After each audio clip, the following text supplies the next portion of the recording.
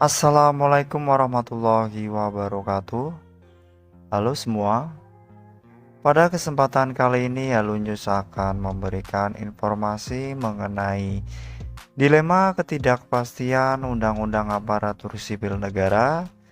Dasar hukum ini selamatkan nasib honorer kategori 2 dalam pengangkatan P3K 2023. Dan berikut informasi lengkapnya. Meskipun pemerintah telah mengesahkan Undang-Undang ASN terbaru, namun nasib honorer dalam pengangkatan P3K 2023 belum dapat dipastikan. Penuntasan persoalan tenaga honorer ini sebenarnya telah diusahakan pemerintah sejak lama, baik soal nominal gaji hingga jaminan hukum yang mereka miliki. Salah satu upaya yang dilakukan adalah pendataan tenaga honorer di seluruh Indonesia untuk memeriksa dan mengkonfirmasi data mereka. Kemudian, seluruh instansi ditugaskan untuk melakukan pencatatan terhadap pegawai honorer di lingkungan instansi terkait, serta memberikan informasi mengenai pegawai non-ASN bersama dengan surat pernyataan tanggung jawab mutlak atau SPTJM.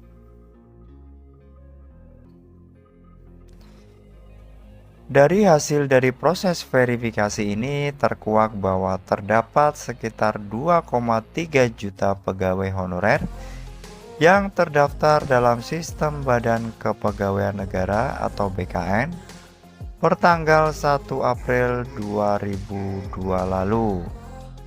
Selain itu, untuk para pegawai honorer yang telah lolos verifikasi BKN akan mendapatkan kejelasan mengenai status dan karir mereka.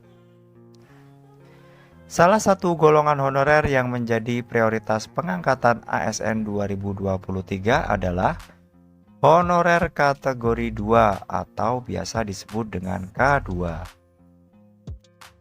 Untuk pedoman pengangkatan honorer K2, informasinya tertera dalam surat keputusan pengangkatan yang dikeluarkan oleh Kepala BKN nomor K-26-P-47-4-99. Pada SK tersebut mengatur kriteria untuk pegawai honorer yang diangkat menjadi calon pegawai negeri sipil. Berikut uraiannya. 1. Honorer berusia minimal 19 tahun dan maksimal 46 tahun pada tanggal 1 Januari 2006. 2. Honorer wajib memiliki masa kerja minimal 1 tahun pada tanggal 31 Desember 2005 dan terus bekerja hingga saat ini. 3. Selama ini honorer tersebut menerima pendapatan yang tidak berasal dari APBN maupun APBD. 4. Honorer yang bekerja di lembaga pemerintah. 5. Honorer harus lulus ujian tes kompetensi dasar atau TKD dan tes kompetensi bidang atau TKB. 6. Honorer wajib memenuhi persyaratan lain yang diatur dalam peraturan perundang-undangan. Selain itu, dasar hukum pengangkatan tenaga honorer kategori 2 menjadi ASN adalah sebagai berikut. 1.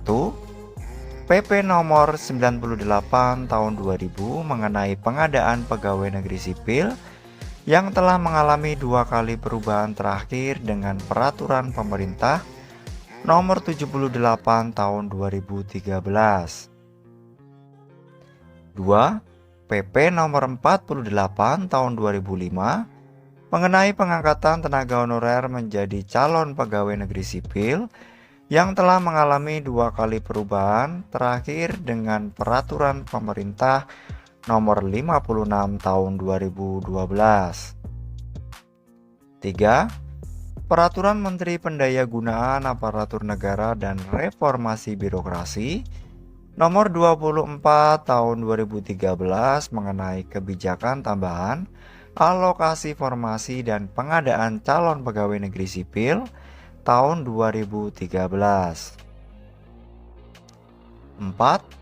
Keputusan Kepala Badan Kepegawaian Negara Nomor 11 Tahun 2002 mengenai ketentuan pelaksanaan peraturan pemerintah Nomor 98 Tahun 2000 tentang pengadaan pegawai negeri sipil yang telah diubah dengan peraturan pemerintah Nomor 11 Tahun 2002. 5. Peraturan Kepala Badan Kepegawaian Negara Nomor 9 Tahun 2012 mengenai pedoman pelaksanaan pengadaan calon pegawai negeri sipil. 6. Surat Kepala Badan Kepegawaian Negara Nomor K.2.3/23/4199 tanggal 27 Februari 2014 mengenai penetapan nomor induk pegawai negeri sipil bagi tenaga honorer kategori 2 formasi tahun anggaran 2013 dan tahun anggaran 2014. Tahun 2023 digadang-gadang akan menjadi tonggak sejarah untuk tenaga honorer di Indonesia yang telah berdedikasi untuk mendapatkan kepastian dan pergantian status mereka menjadi seorang ASN. Demikian informasi yang dapat kami sampaikan, semoga bermanfaat bagi kita semua.